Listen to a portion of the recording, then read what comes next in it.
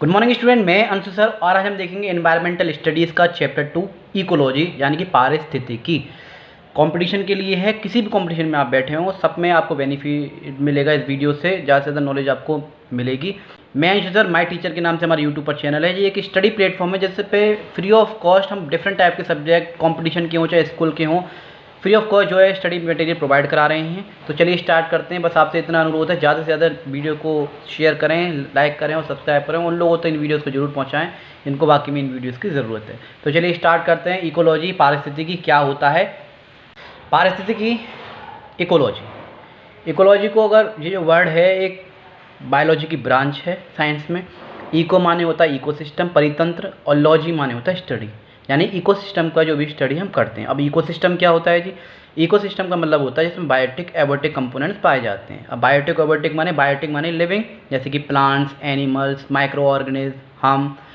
ऐसे ही abiotic sunlight, land, soil हैं abiotic, लेकिन एबायोटिक होने के बावजूद भी जो है लिविंग थिंग्स को, बायोटिक कंपोनेंट्स को क्या करती हैं? जीवन प्रदान करती हैं, क्योंकि बिना लैंड, सॉइल, वाटर, एयर के हम नहीं रह सकते। ये सारे क्या हैं? एबायोटिक कंपोनेंट्स हैं।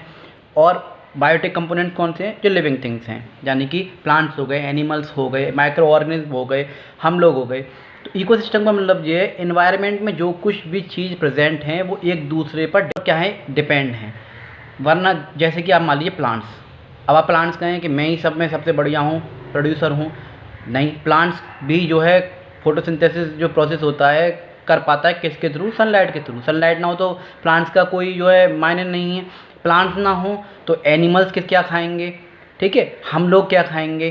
तो एक दूसरे पे हम निर्भर हैं। इसी तरह से अगर बर्ड्स ना हो, चिड़ियाँ ना हो एनवायरनमेंट में, तो ये बताइए कीड़े मकोड़े छोटे छोटे होते हैं बहुत सारे, उनको कौन खाएगा? तो इस तरह से बहुत सारी चीज़ें होती हैं। हम लोग एक दूसरे पे क्या होते हैं? इंटरडिपेंडेंट होते हैं। वो सारा मिलके बनता है एक इकोसिस्टम। इसी सब को स्टडी को हम कहते हैं इकोलॉजी। जैसे कि मान लीजिए कहीं हमारे पूरे वर्ल्ड में कहूँ माउंटेन्स एरिया है, कहूँ कहीं जो है आपको डेजर्ट एरिया मिलेगा, कहीं प्लेट्यूज मिलेंगे, कहीं फॉरेस्ट एरिया मिलेगा। मान लीजिए अगर डेजर्ट ना हो तो, मान लीजिए अगर हाइड्रोस्फीयर जो वाटर एरिया है वो ना हो तो क्या सर्वाइव कर पाएंगे एनवायरनमेंट में? कोई भी अगर एक चीज़ ना हो तो क्या सर्वाइव कर पाएंगे? नहीं। जैसे धीरे धीरे स्पीसीज़ जो हैं, एनिमल्स जो हैं, एंडेमिक स्पीसीज जो है क्या हो रही हैं? लुप्त होती जा रही हैं। एनिमल्स लुप्त होते चले जा रहे हैं। क्यों हो रहे हैं? क्या कारण हैं? इन सब की स्टडी को हम इकोलॉजी कहते हैं। इकोसिस्टम माने जिसमें living thing, non living thing सब लोग रहते हैं और एक दूसरे को इंटरेक्ट करते हैं। हर एक चीज़ का यहाँ एनवायरनमेंट में होना बहुत ही इम्पॉर्टेंट है। ये नहीं है कि वर्ड होती नहीं होती कोई फ़र्क नहीं पड़ता, नहीं, हर एक का होना इम्पॉर्टेंट है। मान लीजिए अगर कल को वाटर ना हो तो क्या सर्वाइव कर पाएंगे? एयर अगर पॉल्यूट हो पाए तो सर्वाइव कर पाएंगे? नहीं। सॉइल अगर ख़राब हो जाए तो हम सर्वाइव कर पाएंगे? उपजाऊ अगर ज़मीन ना रहे तो ग्रो कैसे करेगी क्रॉप्स? तो इस तरह से सारी चीज़ें जो इकोसिस्टम क्या होता है, सब चीज़ों को मिलाकर बनना और एक दूसरे पे इंटरडिपेंडेंट होते हैं। इन सब की स्टडी को हम कहते हैं इकोलॉजी, जो कि बायोलॉजी की ब्रांच है साइंस में। उसी को हम पढ़ेंगे, पारिस्थितिकी को। Ecology word is inspired by Greek word. Ecology जो वर्ड है वो ग्रीक वर्ड से इंस्पायर्ड है, जिसमें ये जो है दो वर्ड से आपको तोड़ेंगे तो मिलेगा ग्रीक वर्ड में ऑइकोस और लोगोस। ऑइकोस माने तो होम और लोगोस माने हो स्टडी ऑफ हैबिटेट, यानी कि जो जानवर हैं, जो माइक्रो ऑर्गेनिज्म हैं, जो कि स्पीसीज़ हैं, जो एनिमल्स हैं यहाँ रह रहे हैं, उनके बारे में और उनका रहन सहन कैसा है, किस तरह से वो रह पाते हैं, क्या खाते हैं, क्या पीते हैं, क्या उनके लिए ख़राब है चीज़ जिसकी वजह से वो क्या है धीरे धीरे मर रहे हैं, या फिर स्पीसीज़ जो क्या हो रही है लुप्त होती जा रही है, किस तरह से बचाया जा सके। इन फ्यूचर अगर कोई स्पीसीज़ मिलती है पुरानी तो स्टडी करके हम उसे क्या है सर्वाइव करा पाएँ। तो ये सारी चीज़ें क्या होती हैं, इन सब स्टडीज़ को करना, उनके होम के बारे में, उनके हैबिटेट के बारे में स्टडी करना इकोलॉजी कहलाता है। The study of ecosystem is called ecology. परितंत्र के अध्ययन को पारिस्थितिकी कहा जाता है। बाइलिंगुअल क्लास है, 17 टॉपिक्स हैं इंपॉर्टेंट ईवीएस के, हर कंपटीशन में आपको काम आएंगे। बिल्कुल शॉर्ट नोट्स बनाए हैं मैंने, बहुत इंपॉर्टेंट पॉइंट छाड़ के आपको जो है सहूलियत मिल जाएगी। और आप बस एक बार किसी भी कंपटीशन बैठे हो एक बार इन वीडियोस को देख लें, समझ लें, आपको आराम से ये समझ में आ जाएगा और आई होप सो आपके फ़ायदा ही मिलेगा। आप अपनी तरफ से 100% दीजिए, बाकी सब भगवान पे छोड़ दीजिए, ठीक है। फादर ऑफ मॉडर्न इकोलॉजी देखेंगे, पी ऑडम, पारिस्थितिकी के जनक हैं ये, ठीक है। Father of ecology in India अगर बोलें तो रामदेव मिश्रा, याद रखिएगा क्वेश्चन बनते हैं। मॉडर्न इकोलॉजी के पी ऑडम और रामदेव मिश्रा इंडिया के। पारिस्थितिकी इकोलॉजी शब्द का सर्वप्रथम प्रयोग, सबसे पहले जो प्रयोग किया गया था, इकोलॉजी शब्द बोला गया था 1869 में बोला गया था अर्नेस्ट हैकेल के द्वारा। परितंत्र इकोसिस्टम शब्द का सर्वप्रथम प्रयोग A.G. टेंसली ने किया था। ये क्वेश्चंस हैं एनवायरमेंट स्टडीज़ में से बनते हैं। फादर ऑफ मॉडर्न इकोलॉजी कौन है, फादर ऑफ इकोलॉजी कौन है इंडिया में। पारिस्थितिकी इकोलॉजी शब्द कब बोला गया था, 1869 में अर्नेस्ट हैकेल ने दिया था। इकोसिस्टम शब्द सबसे पहले 1935 में बोला गया, A.G. टेंसली ने दिया। फिफ्थ पॉइंट हम देखेंगे सजीव व निर्जीव के बीच होने वाली इंटरेक्शन। जैसे कि अभी मैंने बताया, पारस्परिक क्रियाएं के अध्ययन को इकोसिस्टम कहते हैं।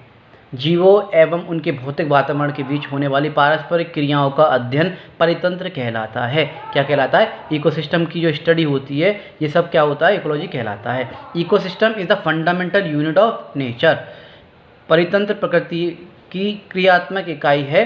जैसे कि एक तालाब का, जैसे कि यहाँ पर आपको एक बढ़िया सी इमेज दिख रही है इकोसिस्टम का, जिसमें लिविंग भी हैं, नॉन लिविंग भी हैं, सॉइल भी है, वाटर भी है, एयर भी है, सन से सनलाइट आ रही है, और सब लोग एक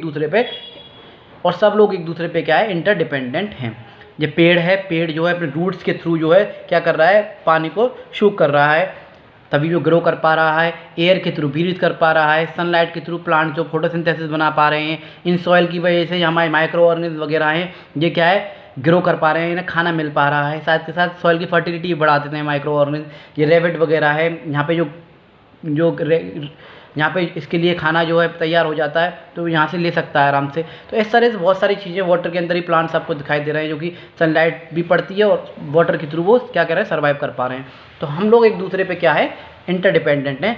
परितंत्र इसे कहते हैं। इकोसिस्टम यानी कि लिविंग थिंग्स और नॉन लिविंग थिंग्स सबको मिला के बनता है, और सब लोग एक दूसरे पे क्या होते हैं? इंटरडिपेंडेंट होते हैं। जैसे कि हमारी बॉडी है, अब मैं आपसे कहूँ क्या आप बिना हाथ के रह सकते हैं? नहीं।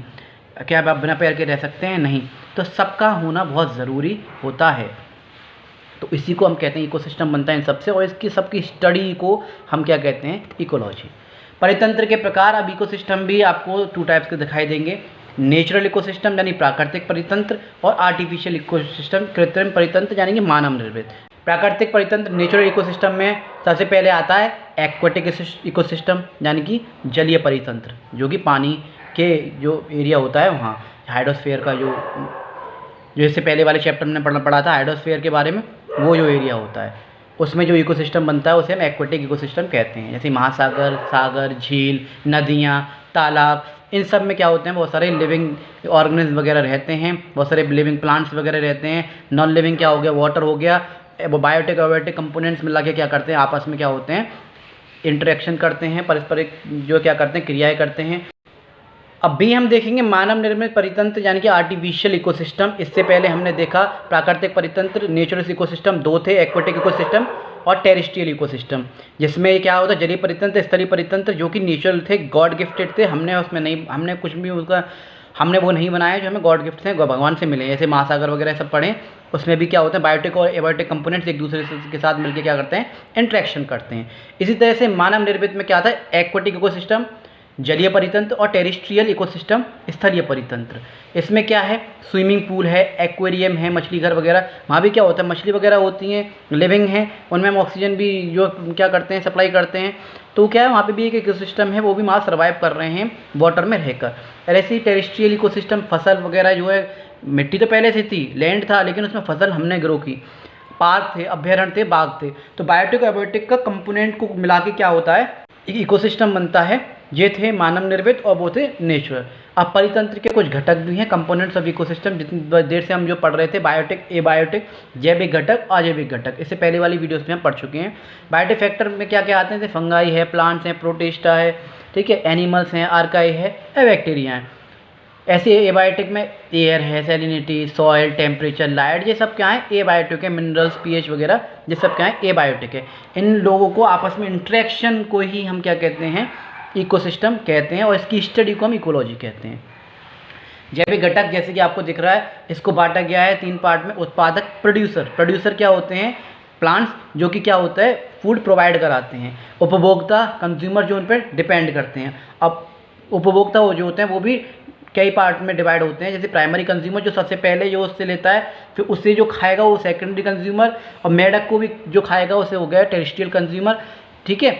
फिर एपेक्स प्रेडेटर दे रखा। फिर ये क्या होता है, एक टाइम में आके क्या होते हैं, मर जाते हैं और वो डिकम्पोज हो जाते हैं और माइक्रो ऑर्गेनिज्म को क्या है, गला सड़ा के जो है मिट्टी में फिर से जो है क्या कर देते हैं, मिट्टी की तरह बना देते हैं, डिकम्पोज कर देते हैं और फिर वहीं से जो दोबारा से प्लांट्स उगाता है उसी में से। जो साइकिल जो है चलती रहती है, जो कि अगली में हम फूड चेन और फूड वेब वगैरह अगले वाले पार्ट में पढ़ेंगे। फिर आता अपघटक डिकम्पोजर।